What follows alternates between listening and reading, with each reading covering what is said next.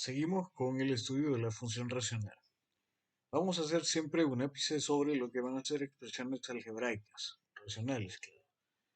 Vamos a ver cuál va a ser la diferencia que se va a dar en torno a una expresión y otra, y vamos a trabajar de forma general en algunos momentos, tratando de siempre llevar y derivar toda esa forma general de estudio a lo que nos va a llevar a lo que van a ser funciones racionales de expresiones algebraicas. Vamos a ver.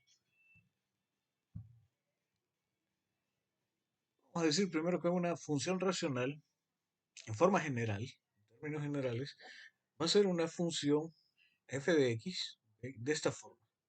Veo que a f de x va a ser una división.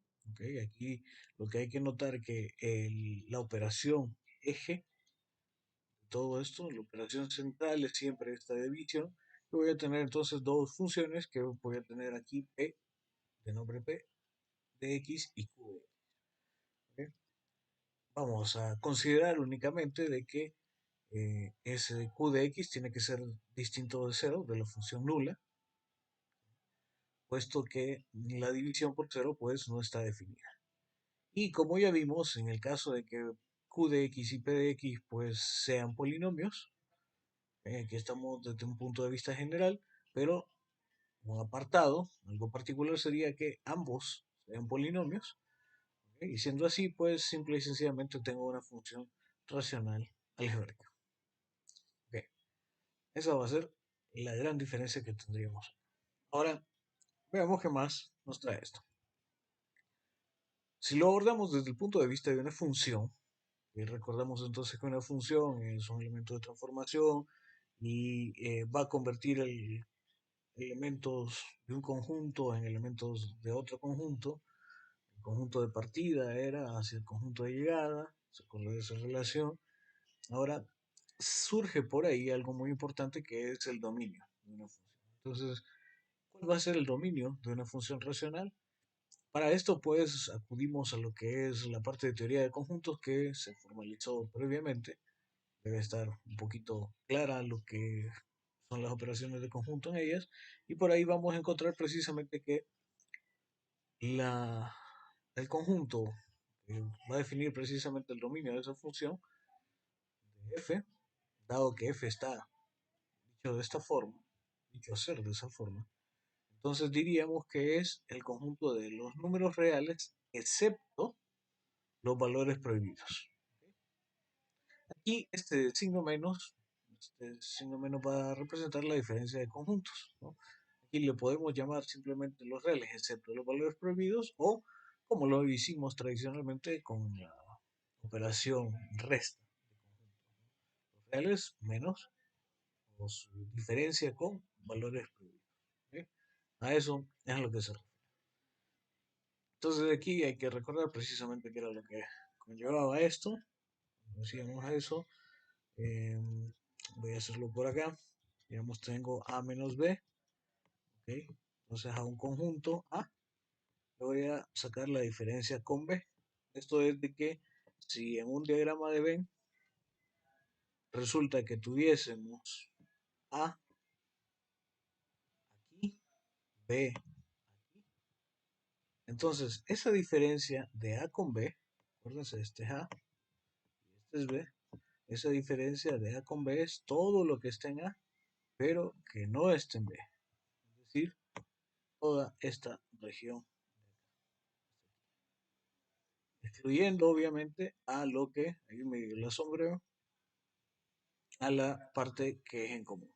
¿Ok? Eso queda completamente fuera, que es precisamente lo que está en A y que no está en B. ¿Ok? Esa es la manera en la que podemos entender mejor esto.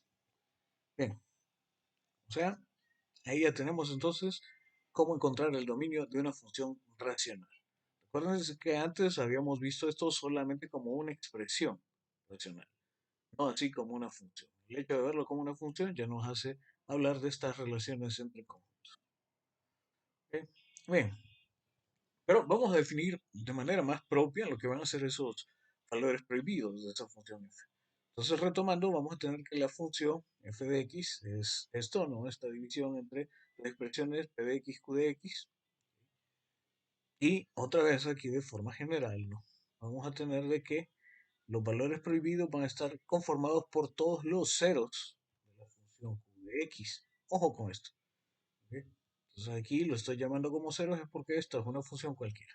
No obstante, ya cuando se trate de que sean polinomios, ya cuando esté estudiando lo que es lo particular para nosotros, que son expresiones algebraicas racionales, estos deberán de ser polinomios y por ende, en vez de hablar de los ceros de la función, hablaría expresamente sobre las raíces. Pero al final lleva exactamente lo mismo. Son todos aquellos valores que hacen que esta expresión q de x, ya sea un polinomio o no, sea cero. Así de simple. Ahora, ¿cómo lo vamos a poder expresar esto un poco más simple?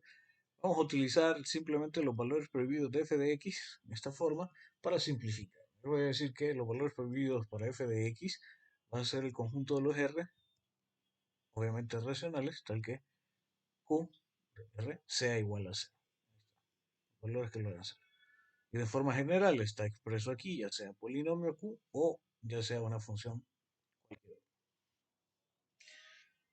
Y con esto vamos a llegar a un punto muy importante. Los valores prohibidos tendrán dos representaciones excluyentes. ¿Qué quiere decir que sea excluyente? Que o va a ser una opción o será la otra. Pero no pueden ser ambas. ¿Ok? Entonces aquí vamos a ver cuáles son esas dos representaciones de las cuales se habla. Vamos a comenzar diciendo de que sea R un valor prohibido para f de x, entonces puedo tener que la imagen a través de f de ese valor R no existe. Esa es una de las opciones. Que la imagen para ese valor no exista, no esté bien definida, o bien que x igual a r se vuelva una asíntota. Tenemos entonces ahí esas dos opciones que, como dijimos anteriormente, son excluyentes. O pasa una o pasa la otra, pero no puede pasar ambas, obviamente.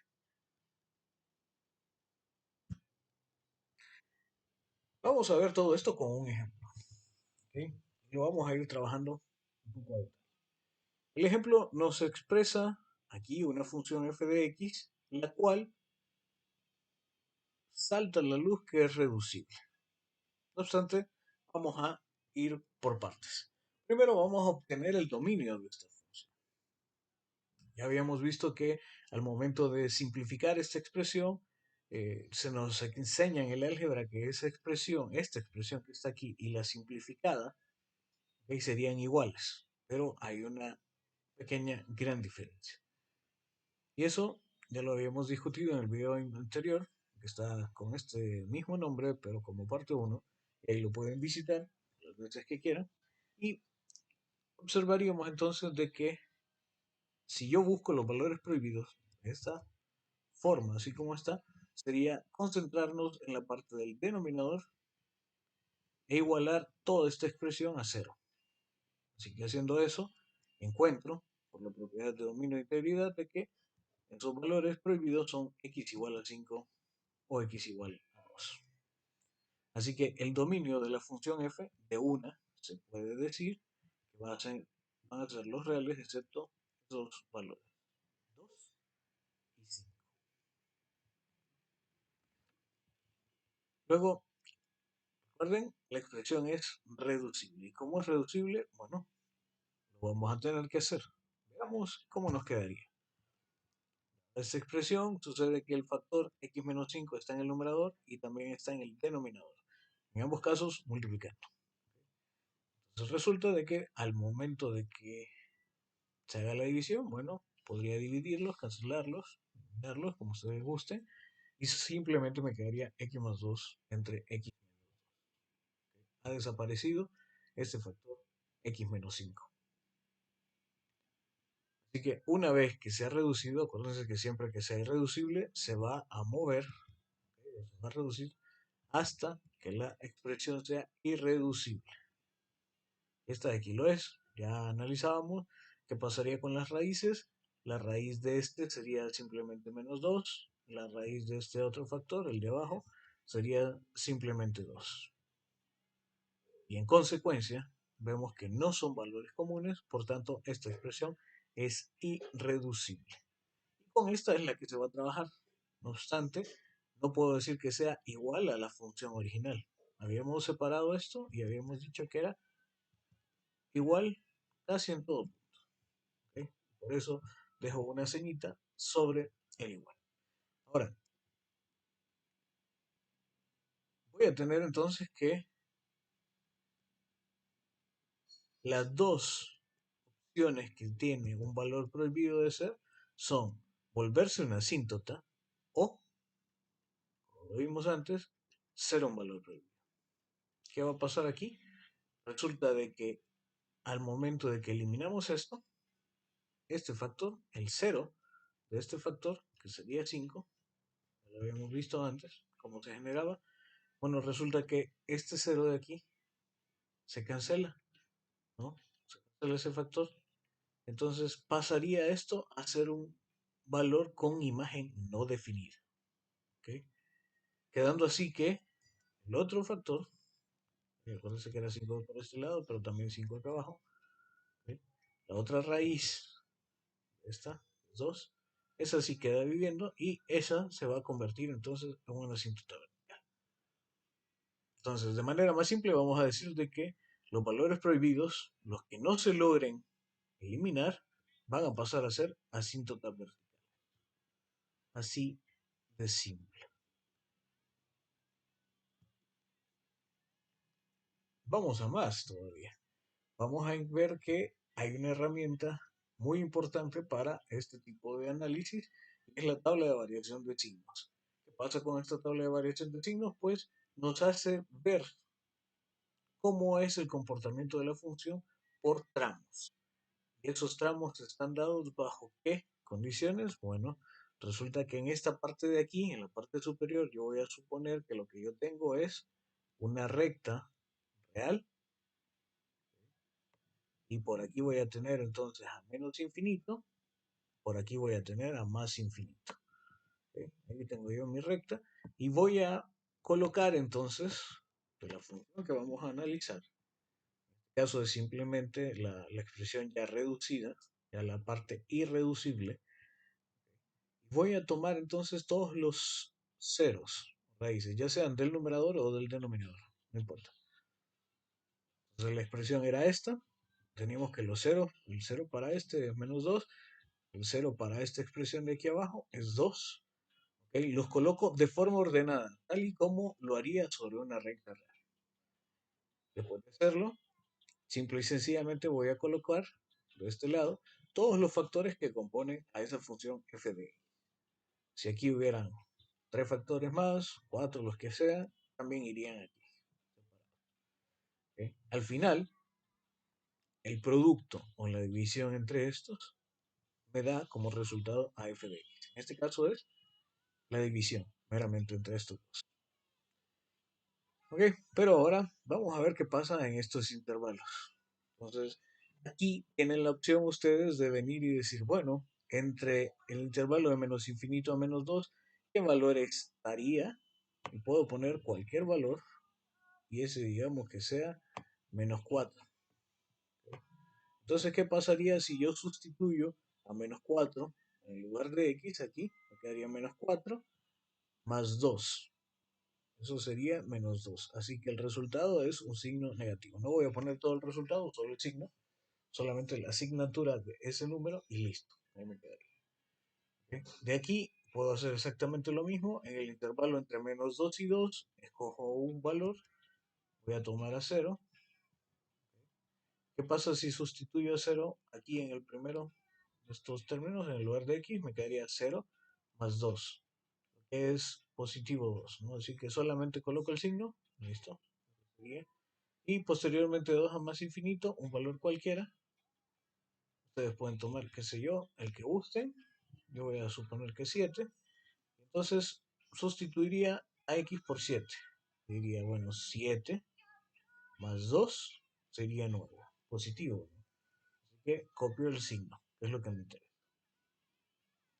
Puedo hacer ese procedimiento o simplemente venir a hacer un procedimiento más analítico. Es decir, bueno, observo este, es un término lineal, así que si es un término lineal, yo sé que lo va a representar una recta. ¿Cómo es el número que va a multiplicar a la x? Pues es positivo, así que estoy asumiendo que la pendiente es positiva. Entonces recuerdo que las formas de una función lineal con pendiente positiva son formas que van así. ¿Ok? Esas son las rectas. ¿Y qué pasa? Pasa que aquí, en este punto, es justamente donde se da el cero de ese factor, donde ese factor se vuelve cero. ¿Qué va a pasar antes? Bueno, resulta que antes el comportamiento de la función es negativo. ¿Por qué razón? Porque está por debajo del eje X. ¿Y qué pasa después de llegar a cero? Bueno, el comportamiento es positivo. Entonces todo me lo marca de dónde está el cero y el número que multiplica a la X. En un factor que sea lineal. En el caso anterior es justamente lo mismo, lo único que va a variar es dónde se haga cero. Y a eso vamos a llegar. Voy a colocar convenientemente los puntos. Uno que va a trabajar sobre los ceros del numerador y me va a ayudar a marcarlos. Y otro para los ceros del denominador. Entonces veo yo que este factor de aquí, x más 2, está en el numerador. ¿Ok? Así que lo voy a colocar con el punto relleno. ¿Ok? Punto cerrado. Y donde haría cero este factor, bueno, este factor sería cero donde el valor que tome x haga que eso se vuelva cero, sería justamente menos 2. Diría menos 2 más 2, cero. Y listo. Voy entonces, lo coloco como un punto relleno porque sé que es un cero del numerador. Perfecto. Hecho eso, veamos entonces qué más pasaría. Tengo que en el denominador tengo el factor x menos 2. Yo sé que los ceros del denominador se van a representar por un círculo sin relleno. Entonces, simplemente observo, este es el factor que está en el denominador, y a donde se haga cero esto lo voy a marcar, y eso se hace cero aquí en 2. Cuando x valga 2, lo marco y lo pongo con el punto como sea, ¿no? En este caso es, como el del denominador, va así, va a un punto libre. Ok, después de esto, simple y sencillamente voy a multiplicar los signos que haya obtenido mediante el análisis, repito. Ya hicimos este caso, este segundo lo pueden hacer ya sea sustituyendo valores dentro del intervalo o simplemente por la parte del análisis que vimos. Pero al ser este un término lineal, otra vez con pendiente positiva, tendrá el mismo comportamiento. Si se hace cero hasta aquí, quiere decir que antes de eso todos los comportamientos van a ser negativos porque obviamente la gráfica está por debajo del eje. Y una vez llegado a este punto, para adelante, la función va a estar por encima del eje X, así que sería positiva. Ok, ya una vez que hayan completado la tabla con todos los factores, simplemente van a realizar la multiplicación de signos que conocen. En este caso sería menos por menos, da más por menos, da menos, y más por más, da más. De esta forma me queda el comportamiento de la función según estos intervalos. Ahora, vamos a ver más tarde cómo eso nos ayuda a graficar. Tengo que antes evacuar un teorema, el cual me dice de que si yo tengo que f de x fuese una expresión algebraica racional, okay, aquí ya estoy asumiendo que es algebraica, entonces tanto este de aquí como este de aquí van a ser polinomios. Y como son polinomios, entonces tienen un grado. Okay. Sé que, y voy a nombrarlo así, n va a ser el grado del polinomio p, es decir, el que está arriba, m el grado del polinomio q, es decir, el polinomio que está abajo. Entonces, si el grado del polinomio del de arriba fuese menor que el grado del polinomio del de abajo, ¿ok? Entonces f de x tendría una asíntota horizontal en y igual a cero. Aquí aparece la asíntota horizontal. Y si digo que si los grados de ambos polinomios fuesen iguales, entonces f de x, esta función va a tener una asíntota horizontal, pero esta vez aquí. Tendría la ecuación y igual a coeficiente principal del polinomio p dividido por el coeficiente principal del polinomio q. ¿Ok? Entonces, hay que recordar este teorema. Y el otro caso, pues, excede nuestro estudio. No lo vamos a ver, el caso en el que n sea mayor que m, es decir, el grado del polinomio de arriba sea mayor que el de abajo. En ese caso, simplemente vamos a decir que f de x tendría un asíntota oblicuo. ¿Y dónde sería? Bueno, justamente en el producto de la división. Justamente el cociente de dividir esta expresión con esta, que se podría hacer, dado que el grado del polinomio de arriba es mayor. Vamos a ver cómo sería aplicado ese teorema para el ejercicio que estamos analizando. La función es x más 2 entre x menos 2. Observo que el polinomio de arriba es un polinomio de grado 1, con coeficiente principal 1 también, y resulta que la parte de abajo es similar. Un polinomio de grado 1 con coeficiente principal 1 también.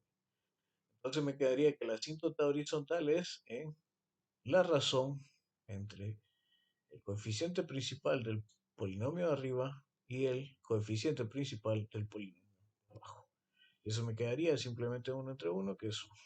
Tengo entonces y igual a 1 la ecuación de la recta. Esta es horizontal, que es una asíntota. ¿Sí? Asíntota horizontal. Bien, ¿qué pasa con las asíntotas? Lo vamos a explicar antes de llegar a la gráfica. Resulta que si f de x llegase a tener una asíntota vertical, pues resulta que esa gráfica jamás va a cortar a esa asíntota. Lo que sea algo seccionado, ¿no? Pero de no serlo, yo tendría que la gráfica no va a cortar nunca a esa red. ¿Ok? Va a respetar la asíntota. ¿Qué quiere decir que va a respetar la asíntota? Acuérdense, ya lo habíamos hablado antes. Quiere decir que la gráfica se va a acercar mucho, mucho, mucho a esa recta, a la asíntota, pero sin llegar a cortarla. ¿Ok? Así de sad como la relación entre su crush y usted. ¿Ok? El comportamiento va a llegar a ser muy, muy, muy cercano, pero nunca van a llegar a cruzarse. ¿Qué pasa con las asíntotas horizontales? Bueno, estas tienen su efecto sobre todo en los casos al infinito. ¿Qué quiere decir? Vemos como este caso, no sé bien la gráfica todavía, no lo hemos hecho, pero aquí tengo que en y igual a 1 sucedería una asíntota. Bueno, esto tal vez debió de ser una recta no continua. Pero bien, para que se me entienda es que la asíntota, ¿ok? Lo voy a poner por acá como asíntota. La asíntota horizontal puede o no cortar la gráfica. Es decir, la gráfica podría seguir este comportamiento, es decir, que va a respetar la asíntota hacia el infinito, hacia ahí es donde respeta las asíntotas horizontales, pero en el medio podría cortar a la asíntota y no pasaría nada. Pero al infinito, más tarde o más temprano, tiene que llegar a respetar ese comportamiento asíntota. Repito, podría cortarla en el medio, pero hacia los extremos, hacia los infinitos, tiene que respetar la asíntota. Hago la gráfica, me voy a amparar en Desmos para hacerla. La tengo hecha por ahí, la vamos a analizar y van a ver qué sucede por aquí de interesante. La coloco así, la básica, ¿no? La que me habían dado originalmente. Con esa la voy a graficar. Bueno, ¿qué recordábamos nosotros? Nada más. Vamos a volver a las las tablas, en el intervalo de menos infinito a menos 2 vean que la función es positiva. ¿Ok? Entonces vamos hasta la gráfica y de menos infinito hasta menos 2, justamente donde se da este intercepto. Aquí es entonces toda la función positiva. ¿Por qué? Está por sobre el eje X. Ahí está. Esa es la interpretación de aquellos signos que mirábamos antes. Vamos a ver qué más. Me decía que en el intervalo de menos 2 a 2, la función es negativa, es decir, estará por debajo del eje X. ¿Ok? Y en efecto, esto será desde menos 2 hasta 2. ¿Ok? Todo esto va a estar por debajo del eje. ¿Qué pasa? Hay una asíntota, ¿se acuerdan? ¿Ya? ¿Dónde sucedería esa asíntota? Justo en X igual a 2. En X igual a 2, vean que la escala aquí va hasta 10, así que este sería 2, ¿ok? 4, 6, 8 y 10. ¿No? Y se observa cómo la gráfica se va pegando a la recta, pero ya sabemos nosotros que por muy pegado que esté, no la va a llegar a cortar. Ni así en la gráfica parezca como que la corta. No, no, no, no, no, olvídenlo. Eso no va a llegar a cortar una asíntota vertical. Ambas. Después de esto, tenemos que ver qué sucedía en el intervalo restante, que era desde 2 a más infinito. Y me dice la tabla que en ese intervalo la función es positiva. ¿Ok? Quiere decir que el trazo de gráfica que haremos estará por encima del eje X. Y en efecto, ahí está. Aquí pareciera, por la gráfica, por muy cercano, que la asíntota estuviera en 0, pero no, no, no, está en 1. Ya lo habíamos calculado con el teorema. Listo. Siempre vamos a revisar, vamos a cambiar aquí, y vamos a pasar a lo que sería la gráfica en Desmos. Vamos a ver, en Desmos tengo aquí la gráfica y quiero que vean esto. Recuerden que en 5 estaba ocurriendo algo raro, está fuera del dominio, lo habíamos sacado, pero a pesar de eso pareciera que aquí en la gráfica estuviera, ¿no? Entonces, simplemente lo voy a hacer para que lo observen. Ustedes cliquean ahí sobre la gráfica, se pueden mover, ¿sí? Y van viendo que para todos estos valores hay un valor, una coordenada en Y, es decir, tienen imágenes, ¿no? Pero ¿qué pasa cuando nos acercamos a 5? Justamente ahí, pausen el video incluso y vean, me aparece 5, sin definir. ¿Ok? No está definido la imagen de 5. Simple y sencillamente ponemos nosotros como que no existe. Si fuera nuestra gráfica, aquí tendríamos que ponerlo como un punto abierto. ¿Ok? Eso es algo que hace falta precisamente a la interpretación que da esta herramienta. ¿Ok? Entonces justamente la mitad estaría por aquí, ¿no? Aquí sería 5. ¿Ok? Voy a tener que dibujar un punto abierto, así grande para que se evidencie. Sabe que es un punto falso. Bien, esto es lo que tenemos entonces. Tenemos esos teoremas. Ese teorema ustedes lo van a llegar a probar más fácilmente con lo visto en métodos 3, cuando se trate de límites al infinito. Este de aquí. Pero claro, eso será hasta entonces. De momento, simplemente créanlo y ya llegará su momento de probar. Bien, todo me quedo aquí. Nos vemos a la siguiente